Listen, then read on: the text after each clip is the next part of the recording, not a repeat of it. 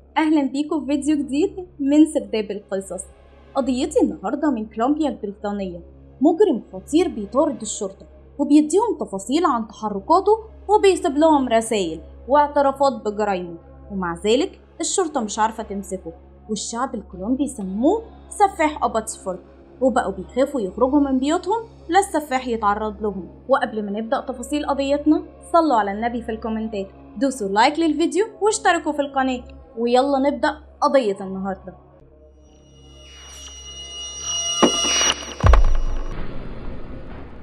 قضيتنا حصلت في مدينة أباتسفورد في كولومبيا البريطانية. أباتسفورد مدينة هادية وبعيدة عن المشاكل، معظم الناس اللي عايشين هناك معروفين بالتدين وزيارة الكنائس دايما.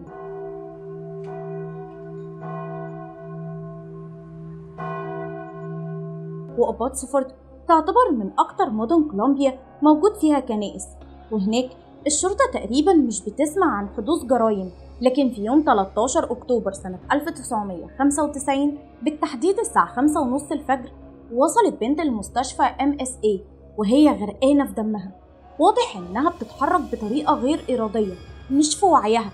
بسرعة الأطباء بدأوا الكشف عليها واتضح لهم إنها مضروبة في دماغها وعندها كسر في الجمجمة. طبعا بدأوا يتصرفوا ويحاولوا ينقذوا حياتها. في خلال الوقت ده البنت كانت بتغيب عن الوعي وبتفوق وما بتقولش غير الحقوا تانيا. الأطباء وقتها بلغوا الشرطة وجت أوان وقدرت توصل لهوية البنت المصابة. عرفوا إن اسمها ميستي كوكوريل، عندها 16 سنة، وبسبب حالتها الصعبة ما قدروش يعرفوا إيه اللي حصل لها، وكل اللي عملوه اتصلوا بأهلها بلغوهم إن بنتهم في المستشفى. وأثناء التحقيق مع الأهل اتضح إنهم كانوا قلقانين على بنتهم لأنها اتأخرت. وعرفت الشرطة من والدة ميستي إن ميستي وصاحبتها تانيا كانوا في حفلة، لكن اللي حصل إيه وإزاي ميستي أصابت بالشكل ده وفين تانيا، كل الأسئلة دي بتدور في ذهن المحقق رود جال مسؤول التحقيقات الجنائية في أباتسفورد، وأول واحد مسك القضية. بس الأسئلة دي وصلت إجابتها للمحقق رود بسرعة قوي، لأن أول النهار ما طلع الساعة 7:30 بالظبط وصل للشرطة بلاغ من مجموعة صيادين بوجود جثة مجردة من ملابسها في قناة مية ما بين أباتسفورد ومدينة شيلواك. وبسرعة اتحركت شرطة أباتسفورد وشرطة شيلواك لهناك، واكتشف المحقق رود إنها جثة تانيا سميث، عندها 16 سنة، الصديقة المقربة لميستي. الغريب بالنسبة للمحققين إن الصحافة والإعلام وصلوا لموقع الجريمة بدري قوي، يعني أول ما هم وصلوا تقريبا. وتفاجئ المحققين إن الصحفيين جالهم اتصال إن في جريمة في المكان ده. طبعا الشك راح ناحية المجرم، بس ده لسه مش دليل. وبدأوا رجال البحث الجنائي تفتيش المنطقة اللي حوالين الجثة، ورجال الطب الشرعي بدأوا بفحص مبدئي للجثة، وكان واضح إنها تعرضت لاعتداء جسدي. وقدر فريق الطب الشرعي يوصل لعينة حمض نووي للمجرم موجودة على جثة تانيا. في الوقت ده كان رجال البحث الجنائي بيفتشوا المكان وشافوا هدوم المجني عليها مرمية في أماكن متفرقة على الأشجار وعلى الأرض، كأن المجرم بيقول للناس إن في جريمة في المكان ده. الوضع ده شكك المحققين إن المجرم مختل نفسيا، بس أيا كان محتاجين معلومة واحدة توصلهم ليه. المهم إن الشرطة خلصت شغلها في موقع الجريمة وقفلوا المكان وحطوا عليه حراس، ونقلت الجثة لمركز الطب الشرعي. وهناك اكتشفوا على الجثة آثار لعضة محفورة على جسم تانيا، واضح إنها جديدة والمجرم هو السبب فيها.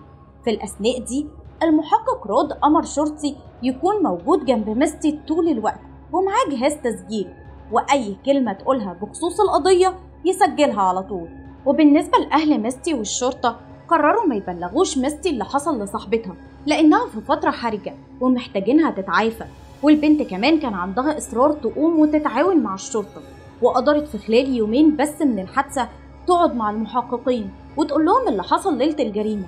وقالت ميستي إنها كانت في حفلة مع تانيا، والساعة 12 بالليل ركبوا تاكسي ووصلوا عند بيت ميستي، بس قرروا يروحوا لبيت صاحبتهم اللي على بعد 4 شوارع من بيتها علشان يحتفلوا معاها بعيد ميلادها.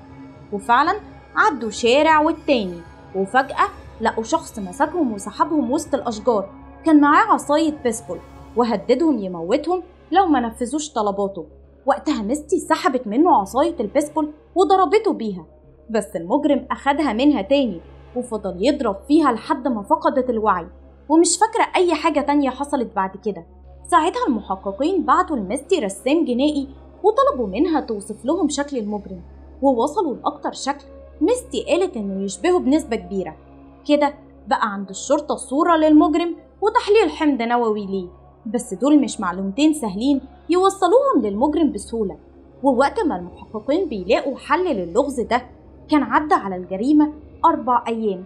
ساعتها وصل للمحقق كيفن ماكلون مكالمة تليفونية من شخص قال إن هو اللي وصل ميستي للمستشفى، ولما المحققين طلبوا منه يجي الشرطة ويدلي بشهادته رفض وقفل التليفون. في الوقت ده الشرطة ما كانتش متتبعة المكالمة وما عرفوش مين اللي اتصل، بس ظهر قدامهم إن في حد شاف الجريمة أو عرف بيها قبلهم، لأنهم كانوا فاكرين إن ميستي راحت المستشفى لوحدها. يا ترى مين الشخص ده؟ ممكن يكون هو المجرم؟ ده السؤال اللي كان في دماغ المحققين وقتها. وفعلا الشغل على القضية دي كان صعب عليهم قوي، وبعد أسبوع واحد من الجريمة وصل عدد المحققين في القضية 22 محقق بيدوروا بس على معلومة واحدة يوصلوا بيها للمجرم. فتشوا موقع الجريمة تاني، استجوبوا ميستي تاني، بس مفيش أي حاجة جديدة ظهرت في القضية. ده غير إن ميستي كانت عرفت بوفاة تانية لما ذاعت جنازتها في الأخبار، والشرطة مش عارفة تتصرف إزاي. ما معهمش غير صورة تقريبية للمجرم وبيحاولوا يقارنوها بالمشتبه فيهم في قضايا مماثلة، وما وصلوش لأي حاجة.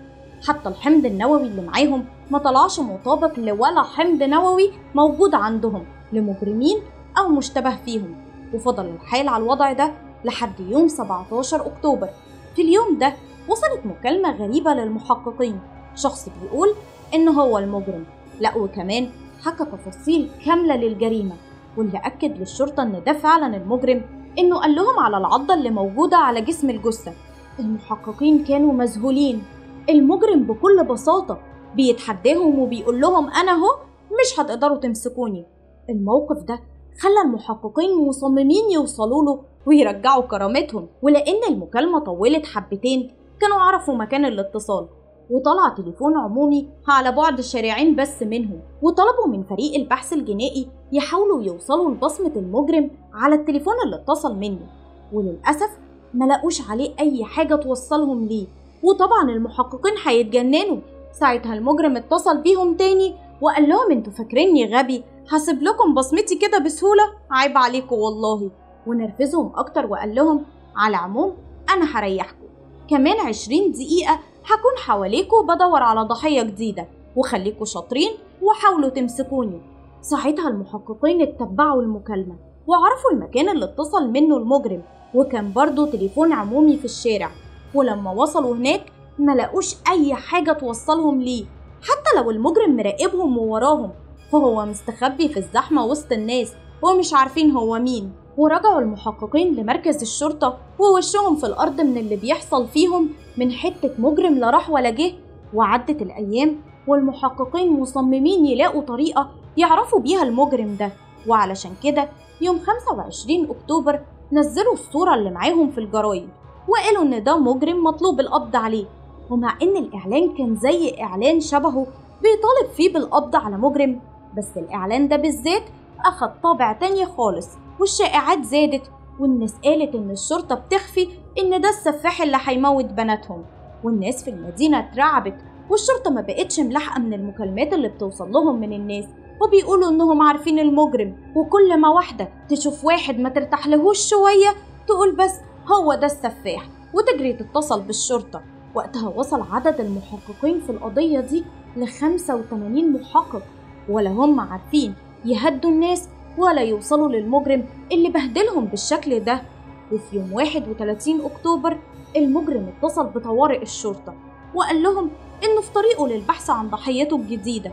وكالعادة رجال الشرطة جروا للمكان اللي اتصل منه، وللحظ إن كابينة التليفون اللي اتكلم منها المجرم المرة دي كان فيها جهاز تسجيل للمكالمات، فأخدوه وقرروا إن مكالمة المجرم دي هي اللي هتوصلهم ليه. وفعلا بعد أسبوع المحققين أعلنوا للصحافة إن معاهم دليل قوي جدا هيدين المجرم، وعملوا مؤتمر صحفي وذاعوا فيه مكالمة المجرم للشرطة. بس المكالمة دي جت على دماغهم وقتها، لأن الناس لما سمعوا المكالمة في الأخبار خافوا أكتر، وقالوا إذا كان المجرم بيتحدى الشرطة بالشكل ده أمال هيعمل فينا إحنا إيه؟ وزاد الرعب والفزع وسط الناس، والمدينة اللي كانت أمان بقت مدينة الرعب. بس الشرطة اتصرفت وأعلنت في وسائل الإعلام الإجراءات الاحترازية اللي الناس لازم تلتزم بيها، زي إن البنات ما يخرجوش لوحدهم أبداً، والستات تمشي في مجموعات، وحطوا أفراد أمن في الطرق توصل الناس وتحميهم. وبكده قلق الناس هدى شوية، ورجعوا المحققين يفكروا في الكارثة اللي هم فيها. في الوقت ده كانت حالة ميستي اتحسنت أكتر وبتكمل علاجها في بيتها، فالمحققين طلبوا منها توصف تاني المجرم، وجابوا لها رسام جنائي تاني خالص. ووصف ميستي ما كانش مختلف كتير عن المرة الأولى، والمحققين أخدوا الصورة الجديدة ونشروها في الجرايد، ووصلت لهم بلاغات كتير عن أشخاص شبه اللي في الصورة، بس من ضمنهم 3 بلاغات بيقروا إن الصورة شبه شخص بعينه. ساعتها توجهت الشرطة للشخص ده وقبضوا عليه، وفعلا كان شكله متطابق للصورة بنسبة 99%. ووقت استجوابه أنكر إنه يعرف تانيا أو ميستي، وكان متعاون جدا مع الشرطة، اداهم بصمات إيده وبصمات أسنانه وكمان الحمض النووي ليه. والمفاجأة إن بعد ما ظهرت نتيجة تحاليل ال DNA تطلع غير متطابقة مع عينة ال DNA للمجرم، ويتم تبرئة الشخص ده من القضية. وقتها المحققين كانوا مصدومين من تصرفات المجرم اللي بيدوروا عليه. معقول عرف إنهم قبضوا على شخص فبطل يتصل بيهم علشان يثبت التهمة على الشخص ده؟ أكيد وارد. ومن هنا المحققين كانوا جابوا آخرهم وصمموا يلعبوا المجرم زي ما بيلعبهم، وهم اللي يخلوه يتصل تاني ويستفزوه علشان يغلط. وفعلا في شهر ديسمبر الشرطة نزلوا مقالة في الجورنال بعنوان هروب المجرم من المدينة، وقالوا في المقالة دي إن دكتور نفسي قال إن المجرم ده مغرور وعنده عقدة نقص، وعمل كل ده علشان يلفت نظر المجتمع ليه. بس أول ما لقى إن الشرطة هتقرب منه خاف وهرب من المدينة لأنه جبان. وبكده رمى المحققين الطعم واستنوا يصطادوا الفريسة، وادوله وقته على الآخر، لحد ما في يوم 17 فبراير سنة 1996 المجرم اتصل ببرنامج مسابقات في إذاعة راديو ماكس، وقال للمذيع الحقوا عربية المحطة. وقتها المذيع افتكر إنها اتخبطت أو حاجة زي كده، بس لما نزل اتصدم لأنه شاف شاهد قبر تانية محطوط على العربية. ده مش بس كده، ده كمان مكتوب عليه تهديد لميستي. ساعتها المذيع اتصل بالشرطة بسرعة، ولما وصلوا المحققين ما بقوش عارفين مين المجرم اللي معدوم من الشعور اللي على استعداد يبعت رسالة بالشكل ده. والناس في المدينة بعد ما عرفوا اللي حصل ما بقوش متوقعين خطوة المجرم اللي جاية ممكن تكون ايه. وعدى يومين ورجع المجرم اتصل بالشرطة وسألهم إذا كانوا حبوا هديته ولا لأ. وبعد يومين كمان وصل للشرطة بلاغ من أحد البيوت بيقول إن في شخص اتهجم على البيت وكسر الإزاز وساب عليه ورقة وهرب. وبسرعة الشرطة راحت تحقق في اللي حصل، واتفاجئوا إن الرسالة دي رسالة للمحققين في قضية تانيا وميستي من المجرم نفسه. وقتها رجال البحث الجنائي حرزوا الرسالة والرباط اللي كانت مقفولة بيه والشريط اللاصق اللي ماسك الرسالة. ووقت ما كان الطب الشرعي بيحاول يوصل لأي دليل يوصلهم للمجرم من الحاجات اللي حرزوها دي، كانوا المحققين بيقروا رسالة المجرم وهم في موقف لا يحسدوا عليه، لأن المجرم كان بيتحداهم وبيعترف لهم إنه مسؤول عن اللي حصل لميستي وتانيا، وكمان مسؤول عن 3 جرائم اغتصاب غيرهم، ووصفهم بالتفصيل. وللأسف ال3 جرائم دول محررين قضايا، والمحققين ما وصلوش للمجرم فيهم. وطبعا اللي بيحصل ده كارثة بكل المقاييس، والمحققين عارفين ده كويس. وقتها ظهر بصيص أمل للمحققين، لأن فريق الطب الشرعي قالوا إنهم وصلوا لبصمة المجرم على الشريط اللاصق اللي اتحرز مع الرسالة. وقتها طبعا المحققين قارنوا البصمة بكل بصمات المتهمين والمشتبه فيهم اللي عندهم، لكن برضو ما وصلوش لأي حاجة. وبكده المحققين بقى عندهم 4 أدلة تدين المجرم، ولازم الحل يجي من واحد منهم. بصمة الأسنان اللي أخدوها من العضة اللي على جثة تانيا، بصمة صبعه اللي لقوها على الشريط اللاصق، والحمض النووي اللي كان برضه على جثة تانيا، وصوت المجرم اللي متسجل من مكالماته. ومن هنا قرروا إن صوته يكون هو الحل، وفعلا الشرطة اشتغلوا على التسجيلات اللي معاهم واختاروا أوضح الأصوات وحسنوها بشكل كبير، وعملوا خط مجاني متسجل عليه المكالمات دي، وطلبوا من الناس يتصلوا بالخط ويسمعوا رسالة المجرم ويحاولوا يتعرفوا عليه ويبلغوا الشرطة. وعدت الأيام والناس بتسمع صوت المجرم أكتر من مرة، وفي أواخر إبريل سيدة اسمها أندوريا سمعت رسائل المجرم وحست إن الصوت مش غريب عليها، ومرة على مرة وهي بتسمع الصوت حست إنه ابنها تاري درايفر. وقتها قررت تتأكد وطلبت من ولادها التانيين يسمعوا الرسائل، وهم كمان أكدوا إنه أخوهم تاري. ولأن أندوريا كانت زوجة لضابط شرطة مجتهد وحاصل على عدد كبير من الأوسمة، قررت تعمل الصح وتبلغ عن ابنها.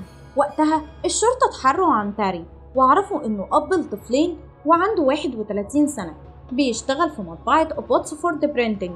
الغريب للمحققين إن الناس كلها بتشهد بنزاهة تاري، ده غير إنه مش شبه صورة المجرم إطلاقا، بس قرروا يحققوا معاه. ووصل لبيت تاري 2 من رجال الشرطة وطلبوا منه يحققوا معاه في قضية تانيا وميستي، وياخدوا منه بصماته وعينة من الحمض النووي وكمان بصمة أسنانه. وقتها رفض تاري وقال إنه مش هيحضر للتحقيق، وقال لهم إن اتهامهم ليه مش منطقي لأنه حتى مش شبه صورة المجرم. في اللحظة دي رجال الشرطة مشوا لأنهم ما يقدروش يجبروه، ولا معاهم مذكرة اعتقال ليه ولا حتى في دليل ضده. بس تاري كان عارف إنه لو ما نفذش طلب التحقيق الشرطة مش هيسيبوه وهيفضلوا وراه، فراح للمحامي بتاعه واستشاره في اللي حصل، والمحامي نصحه يروح يخضع للتحقيق. وقتها وافق تاري بشرط إنه مش هيسمح للمحققين غير إنهم ياخدوا منه بصمة إيده، ولو ما طلعتش مطابقة لبصمة المجرم يتخلصوا منها وما تفضلش عندهم. ومع إن تاري كان بيفرض شروطه على المحققين لكن هم وافقوا، وفعلا يوم 3 مايو سنة 1996 وصل تاري درايفر لمركز الشرطة وخضع للتحقيق وسلم بصمته للمحققين. ووقت ما كان التحقيق معاه شغال كان الباحث الجنائي شغال على البصمة وأثبت التطابق التام بين بصمة تاري وبصمة المجرم، وبكده تاري ما خرجش من مركز الشرطة واتقبض عليه قبل التحقيق ما يخلص. وقتها تاري اتصدم لأنه ما كانش يعرف إن الشرطة وصلت لبصمته من الشريط اللاصق اللي كان مع الرسالة.